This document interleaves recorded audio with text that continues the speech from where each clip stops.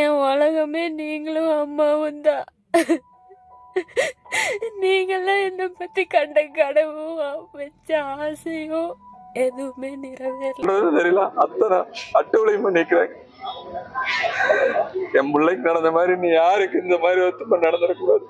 என்னால இதுக்கு மேல இந்த வாழ்க்கையை கண்டினியூ பண்ண முடியும்னு தோணல.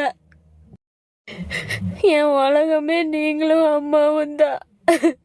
ഹലോ ഫ്രണ്ട്സ്, എല്ലാവർക്കും നമസ്കാരം. വളരെ വിഷമത്തോടു കൂടി തന്നെയാണ് ഈ ഒരു വാർത്ത നിങ്ങളിലേക്ക് എത്തിക്കുന്നത്. നിങ്ങൾ എല്ലാവരും ഇതിനോടകം തന്നെ കേട്ടിട്ടുണ്ടാകും. തിരുപ്പൂര് നടന്ന ഒരു സംഭവം. ഒരു പെൺകുട്ടി, റിതന്യ എന്ന് പറയുന്ന ഒരു പെൺകുട്ടി, അവരുടെ ഈ ഭർത്തൃ വീട്ടില് സംഭവിച്ച ഒരു പീഡനം കൊണ്ട് ആ പെൺകുട്ടി സ്വയമേ ആ പെൺകുട്ടിയുടെ ജീവിതം അവസാനിപ്പിക്കുകയായിരുന്നു. സത്യം പറഞ്ഞു കഴിഞ്ഞാൽ ഉണ്ടല്ലോ, ആ പെൺകുട്ടിയുടെ അച്ഛൻ അയച്ചു കൊടുത്ത വോയിസ് കേട്ട് കഴിഞ്ഞാൽ നമ്മുടെ നെഞ്ച് പൊട്ടിപ്പോകും.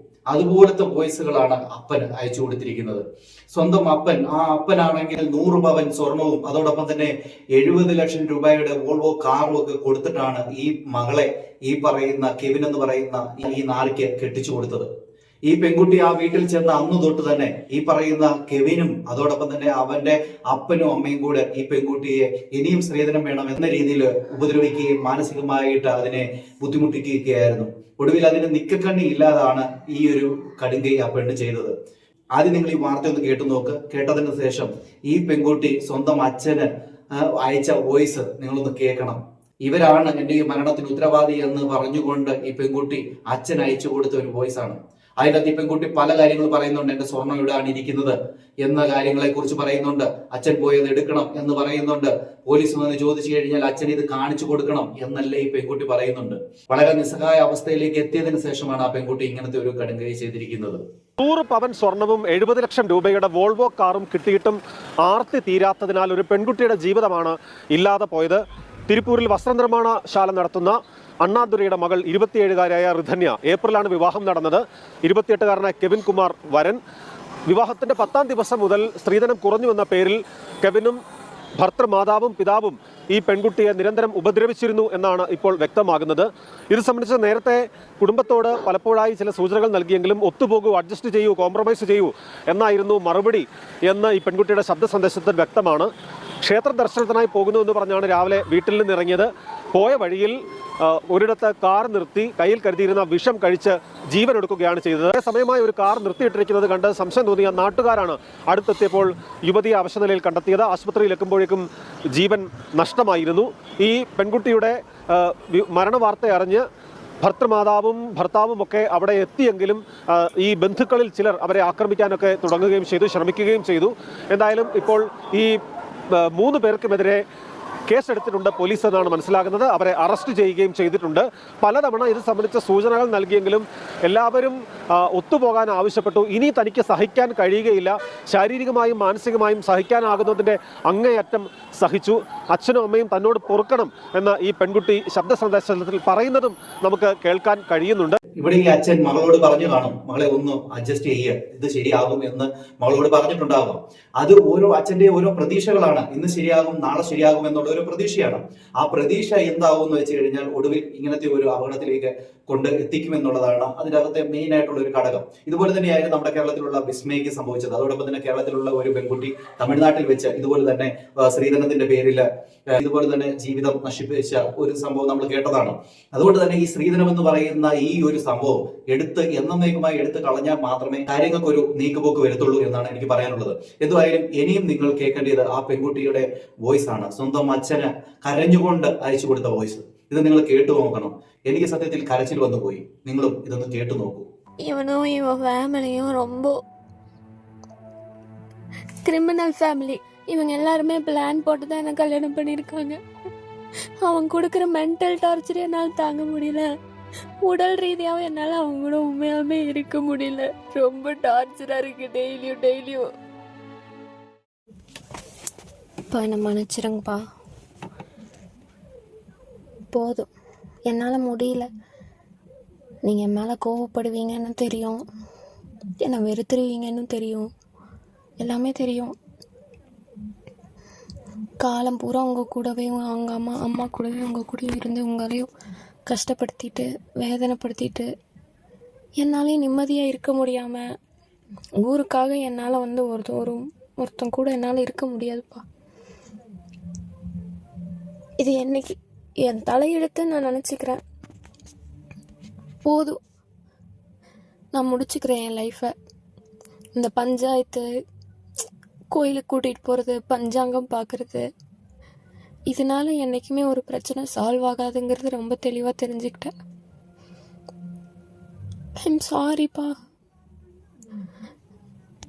எனக்கு உண்மையாலுமே வாழ பிடிக்கல. எனக்கு எந்தவித ஹோப்புமே இல்லை.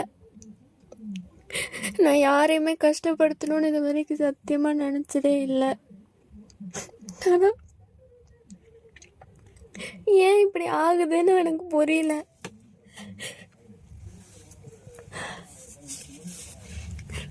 நான் போகிறேன்ப்பா. இதுக்கு மேலேயே இருந்து எந்த விதத்துலேயும் உங்களை கஷ்டப்படுத்த விரும்பல. நான் உங்களுக்கு பிறந்ததே முதல்ல தப்பு. மன்னிச்சிருங்க. சாரி.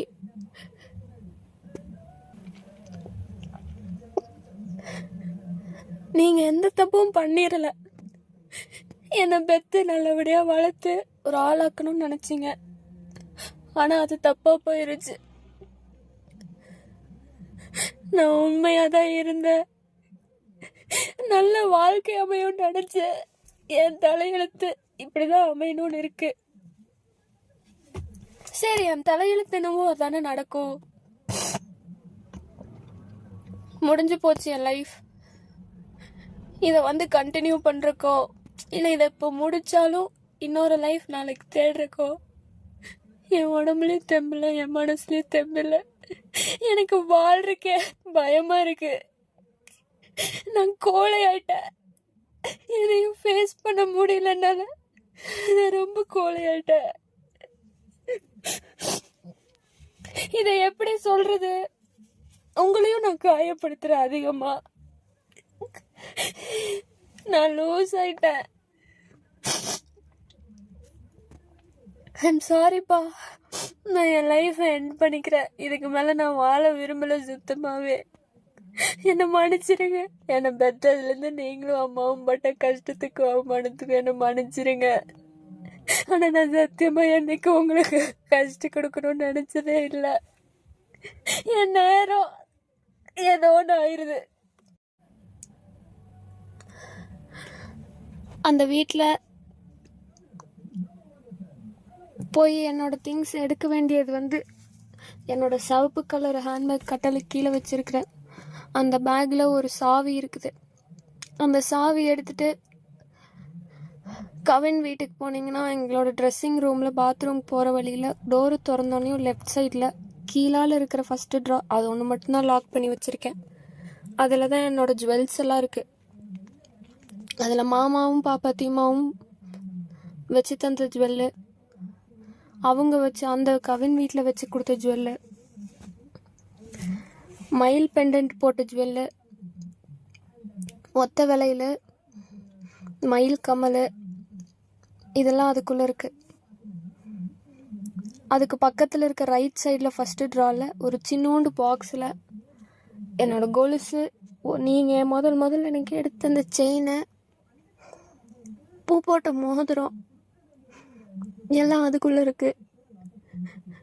அதுக்கப்புறம் இன்னொரு ட்ரெஸ்ஸிங் ரூம்குள்ளே போனால் பச்சை கலர் ட்ராலி நீங்கள் வாங்கி கொடுத்தது, அதுக்குள்ளே நீங்கள் கொடுத்து 2 லட்ச ரூபா பணம் வச்சுருக்கேன். அது அந்த பொட்டியோட சாவியை வந்து பாத்ரூம்குள்ளே போகிறப்போ லெஃப்ட் சைட் ஃபஸ்ட்டு ட்ரா கீழே ஒரு ஹேண்ட்பேக் வச்சுருக்கேன், ஜுவல் வச்ச ட்ராக்குள்ளேயே. அந்த ஹேண்ட்பேக்கில் 2 பழைய ஃபோன் இருக்கும். அந்த பழைய ஃபோன் கூட ஒரு சாவி இருக்கும். அந்த சாவி வச்சு தான் திறக்கணும் அந்த பொட்டியை. வேற எதுவும் என்னோட அங்கே இருக்கான்னு எனக்கு தெரியல. ஆனால் இதெல்லாம் அங்கே இருக்கு. என்னால் ஒருத்தன் கூட வந்து இருந்துட்டு ஃப்யூச்சரில் என்ன அவ்வளோத்தனால என்னால் கல்யாணம் பண்ணிக்க முடியாதுப்பா. ஐம் சாரிப்பா. இந்த தடவை நான் யாரும் என்னை காப்பாற்றணும்னு நினைக்கலப்பா. எல்லா தடவையும் நம்ம லைஃப் மாறும் அப்படின்னு தான் நினச்சிருக்கேன். ஆனால் இந்த தடவை என் லைஃப் எப்பவுமே மாறாதுங்கிறது உண்மையை புரிஞ்சுக்கிட்டேன். இதை நான் எல்லாத்துக்கிட்டையும் போய் போய் சொல்லி சொல்லி எனக்கே அசிங்கமாக ஃபீல் ஆகுது. இந்த பிரச்சனை சால்வ் ஆகாது. ஒருத்தவங்களோட குணத்தையும் கேரக்டரையும் மாற்றவே முடியாது.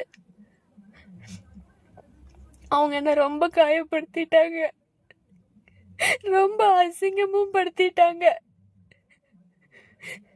போதும் அந்த மாதிரி ஒரு குடும்பத்துல வாழ்ந்து குப்பை கொட்டுறக்கு. முடிச்சுக்கலாம். ஏன் நீ உன் வாழ்க்கை நீ ஏன் முடிச்சுக்கிற? முட்டாளா நீ உங்களுக்கு தோணலாம். எனக்கு அவ்வளோ தெம்பலாம் இல்லைப்பா. அவ்வளோ தைரியமான பொண்ணெல்லாம் கிடையாது. தைரியமா இருக்கிற மாதிரி காமிச்சுக்கிட்டேன்.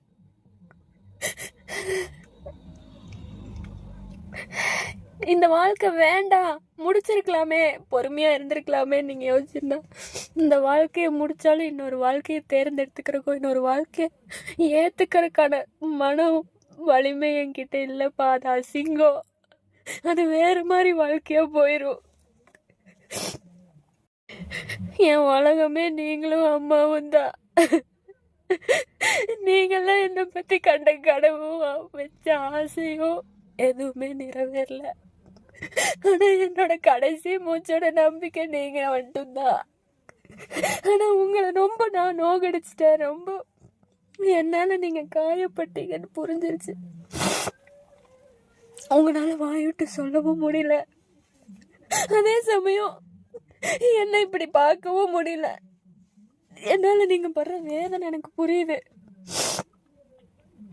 என்ன மன்னிச்சிருங்கப்பா, என்ன மன்னிச்சிருங்கம்மா. அவ்வளவுதான், முடிஞ்சு போச்சு எல்லாமே. நான் போறேன். இவன் கூடயும் என்னால வாழ முடியல. இவனும் இவன் ஃபேமிலியும் ரொம்ப கிரிமினல் ஃபேமிலி. இவங்க எல்லாம் யோசிச்சுதான் என் வாழ்க்கைய வீணாக்கிட்டாங்க. என்ன பெத்த பாவத்துக்கு என் வாழ்க்கை வீணா போயிடும். நீங்களும் எல்லாத்துக்கும் சகிச்சு இன்னும் புள்ள வாழ்க்கை சரியாயிராதா? நாளைக்கு வேற கல்யாணம் பண்ணி வச்சா அவளை யாராவது கஷ்டப்படுத்திட்டா என்ன பண்றதுன்னு யோசிச்சு இந்த வாழ்க்கையை சரி பண்ண பாக்குறீங்க. அது எல்லா அப்பா அம்மாவும் நினைக்கிறதா. எனக்கு இந்த வாழ்க்கையில இவன் கூட வாழ்றதுக்கும் விருப்பம் இல்லை. இது இந்த வாழ்க்கை வேண்டான்னு டிசைட் பண்ணி வெளியில வந்துட்டா இன்னொரு வாழ்க்கையை தேர்ந்தெடுத்துக்கிறதுக்கான இதுவும் இல்லை. ஒருத்தனுக்கு ஒருத்தி தான். இந்த ஜென்மத்துல எனக்கு ஒரு தடவை கல்யாணம் ஆயிடுச்சு. அந்த வாழ்க்கை எனக்கு சரியில்லாம போயிருச்சு. அவ்வளோதான், முடிஞ்சது. அதுக்கு மேல நான் இனி எதுவும் வாழணும் அப்படின்லாம் நினைக்கல.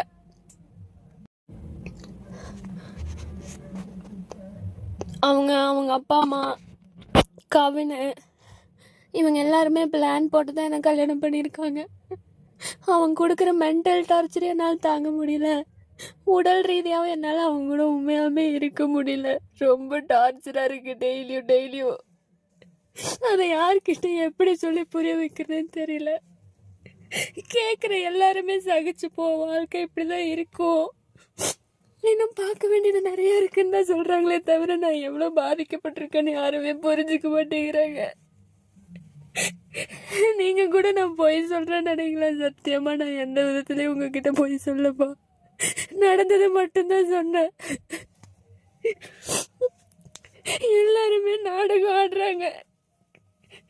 எனக்கு ஏன் அமைதியா இருக்கேன், ஏன் இப்படி ஆயிட்டேன்னு எனக்கு தெரியல.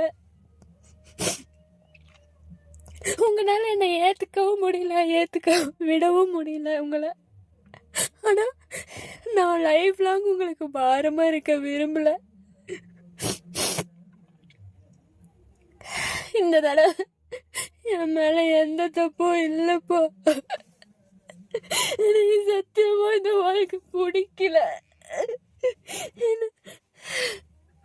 மென்டலி என்ன அசால்ட் பண்றாங்க, பிசிக்கலா ஈவன் டார்ச்சர் பண்றா. என்னால இதுக்கு மேல இந்த வாழ்க்கையை கண்டினியூ பண்ண முடியும்னு தோணல. போலீஸோ வேற யாராச்சும் வந்து ஏதாவது சொன்னா நீங்க யாருக்காகவும் தலைக்குழிய வேண்டாம், இத போட்டு காமிச்சிருங்க. ஏன்னா அவங்க இததான் சாக்குன்னு உங்களை இன்னும் அசிங்கப்படுத்த நினைப்பாங்க. இதை யாரு முன்னாடி வேணாலும் போட்டு காமிச்சிருங்க. என்னோட இந்த முடிவுக்கு என்னோட திருமண வாழ்க்கை தான் உண்மையான காரணமே. அவங்களும் அவங்க குடும்பம் தான் காரணமே. போதும், உடல் ரீதியாவும் டார்ச்சர் அனுபவிச்சுட்டேன், மன ரீதியாவும் டார்ச்சர் அனுபவிச்சுட்டேன். எனக்கு இது வேண்டாம், இந்த லைஃப். அதெல்லாம் அவங்க மாற மாட்டாங்க. என்னோட இந்த முடிவுக்கு கவினும் ஈஸ்வரமூர்த்தியும் சித்ரா தேவியும் தான் காரணம். என் கல்யாண வாழ்க்கைய மோசமா போயிருச்சு. என்ன மன்னிச்சிருங்கப்பா, என்ன மன்னிச்சிருங்கம்மா.